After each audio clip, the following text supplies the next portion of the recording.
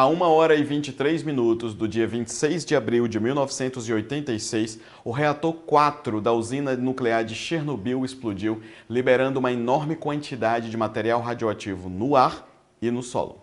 O país mais afetado pela tragédia foi a Bielorrússia, que teve 23% de seu território contaminado e um prejuízo de 235 bilhões de dólares.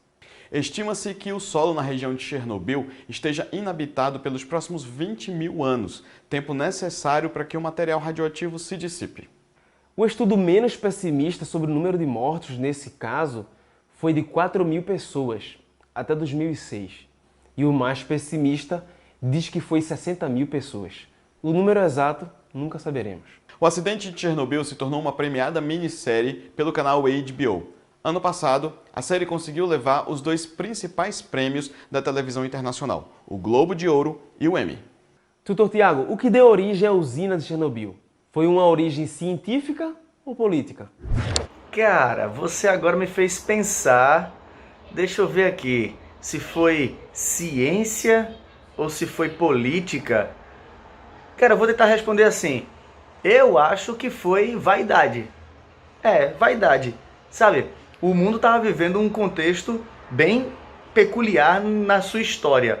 Era o período conhecido como Guerra Fria, tá certo? Resultado, você tinha duas grandes potências políticas e econômicas no mundo que estavam em choque, tá entendendo? Estavam querendo provar qual das duas era a melhor. Simples assim, em todas as coisas. Eu estou falando qual era melhor no seu sistema político, qual era o melhor no seu sistema econômico, qual era melhor no seu sistema social, qual era o melhor no seu sistema estrutural, nas suas tecnologias, na sua alimentação, na sua cultura, em tudo. Então você tinha duas potências, que era a União Soviética e eram os Estados Unidos. Resultado, desenvolver energia nuclear era uma questão que envolvia de tudo, sabe? Era uma questão que tinha a ver com provar que tinha capacidade energética de dominar o mundo. Uma vez que eu produzo energia nuclear, eu também tenho ali, por exemplo, até possibilidades de desenvolver armas nucleares, né? Então eu não só consigo provar que eu sou uma potência energética, mas eu também posso ser uma potência militar e as pessoas precisam ter medo de mim, entende? Porque aí eu vou agora conquistar, eu vou tendo condições de mostrar assim, não se metam comigo, na verdade temam a mim, porque eu que mando no mundo. Resultado desse conflito aí, a gente vê muitas águas ainda rolando, existem muitos detalhes, a gente já chegou a falar sobre corrida espacial, tá certo? E agora a gente vai falar um pouquinho da corrida energética, né? Ou tecnológica, se assim você prefere dizer, ou militar, enfim. A era nuclear envolve todas essas coisas. Fica ligado. Um dos maiores problemas de segurança da usina de Chernobyl era a forma como os gráficos eram interpretados. Tutor Getro, existe uma maneira correta de interpretar gráficos? Meu amigo, é muito importante você saber interpretar um gráfico e uma tabela. Hoje é muito comum a gente ver informações usando esse recurso. E eu quero deixar aqui 3 dicas para vocês. A primeira delas é você observar com muito cuidado o título do gráfico. A segunda é você saber a informação destacada no eixo vertical e no eixo horizontal. A terceira dica é que você tenha muito cuidado na observação dos dados trazidos neste gráfico, tá certo? Então, observa aí que não tem muito segredo, mas requer da gente muita atenção. Então, ó, fica de olho. Agora, Tutor Marcondes, que tipo de consequências ambientais nós sentimos até os dias de hoje por conta dessa tragédia de Chernobyl?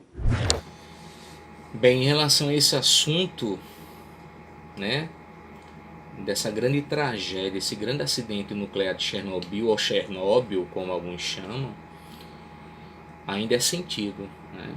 E olha que o acidente aconteceu em 1986, ou seja, fazem aproximadamente aí mais de 30 anos, e ainda os efeitos de radiação ainda é sentido no meio ambiente, né? Nos seres, assim, nos pássaros, em alguns mamíferos, né? Que orbitam a região, mas principalmente nos seres humanos. O índice de câncer ainda é alto, principalmente na tireoide, né? Então, assim, a gente começa a perceber que a energia nuclear, embora tenha seu espaço, né, como fonte energética, mas as consequências dela é imensurável, né? Por isso a gente precisa pensar direitinho se vale a pena a utilização de energia nuclear, né? E hoje uma das polêmicas é, por exemplo, uma possível guerra, uma terceira guerra mundial envolvendo armas nucleares. Aí isso tem uma repercussão sobre quem produz, né? O medo de uma grande tragédia, porque na verdade a bomba nuclear, se ela for utilizada, ela não vai atingir apenas o alvo. Ela vai atingir dezenas, centenas, milhares de pessoas, né? Então os efeitos não estão restritos apenas ao local, mas ele ultrapassa esse alvo e atinge pessoas e a própria natureza de uma forma extraordinária. Então é uma coisa que a gente precisa pensar, tanto que é um ótimo assunto para a gente discutir aqui nesse projeto, né, que é a quarentena, até para que a gente tenha outras informações, tá certo? Então em algum momento a gente vai falar sobre isso, ok? Um abraço e obrigado pela oportunidade. Apesar de todo mundo ter ficado desconfiado dos componentes radiativos depois do acidente de Chernobyl, existem formas seguras e benéficas de manipulação desses componentes. Quem explica pra gente que formas são essas é o nosso tutor Elber. Então, galerinha, vê só. Tudo na vida tem um lado positivo e um lado negativo. Assim também é na radioatividade. Essa mesma radioatividade que pode ser utilizada para o mal, a mesma radioatividade que pode matar milhares ou até milhões de pessoas, ela também é utilizada para coisas boas. E pessoal, dá um exemplo aí. Na medicina, por exemplo, a radioterapia é uma técnica extremamente utilizada no tratamento do câncer. Ela, inclusive, é bem menos invasiva do que procedimento cirúrgico. Existem situações em que não há necessidade do paciente passar por isso. Então, utiliza-se a técnica da radioterapia visando matar células cancerígenas. Ou seja, eu utilizei da radioatividade para algo que faz bem, para curar o paciente de uma determinada enfermidade. O ramo da imagiologia também na medicina, o que seria isso? O diagnóstico a partir de imagens, de exames de tomografia, o próprio raio-x, que é muito utilizado no dia a dia. Além da medicina, a radioatividade também pode ser utilizada para a produção de energia elétrica. Então, com uma quantidade pequena de material radioativo, é possível conseguir grandes quantidades de energia, certo? Para abastecer uma determinada cidade. Além da medicina, além da produção de energia elétrica, a radioatividade ela também é utilizada para a esterilização de alimentos. Então, um alimento irradiado, ele possivelmente vai passar por um processo de esterilização em um curto intervalo de tempo, e esse processo ele é seguro, porque um material irradiado não é necessariamente um material contaminado. Essa técnica de esterilização, ela acontece num tempo específico, ela é calculada. Então, a radiação de alta energia atravessa esse alimento ele é esterilizado e com isso eu consigo aumentar o tempo de vida do alimento, o prazo de validade do alimento. Beleza, galera? Forte abraço! Existe um componente essencial qual o desastre de Chernobyl foi tratado: a propaganda soviética. Que tipo de linguagem é essa, Tutor Flávio? Nesse conteúdo, nós vamos observar o quanto as narrativas ficcionais elas podem assumir um caráter de reconstrução da história. E eu falo da história da humanidade. Nós vamos ter acesso a relatos, nós vamos ter acesso a obras ficcionais que, de tão bem escritas, elas inseridas dentro de um contexto específico, muitos acreditam que elas foram construções reais. Então, que nós possamos, através desse conhecimento, ter acesso a informações muito interessantes para essa habilidade humana e essa necessidade humana que é a de narrar, a de contar e, acima de tudo, a de ouvir histórias. Nós vamos abordar um aspecto interessante dessas narrativas modernas, na verdade, dessas narrativas pós-modernas, que são as narrativas distópicas. Nós vamos construir um paralelo entre as relações, uma relação, na verdade, antitética entre as construções utópicas e as construções distópicas. Nós vamos observar que existe um perfil hoje nas narrativas construídas mundo afora. Isso não só na literatura nacional, mas principalmente na literatura de origem norte-americana, que é a narrativa distópica. E essa distopia coloca em nós um si. E é a partir desse si que nós vamos, essa condicional, que nós vamos traçar esse caminho e esse perfil literário nesta aula. Radioatividade, contaminação. Pastor Tiago, a Bíblia tem alguma coisa para dizer para a gente sobre o tema de hoje? E logo depois da meditação, não se esqueça das tutorias e exercícios aqui no canal, tá bom? E claro, passa lá no portal da Educação Adventista, cpbedu.me, para você ter acesso aos desafios. Hoje à tarde, como sempre, mais um episódio de Quarentena Quest está especial hoje para você. Todo dia tá especial, né? Todo dia.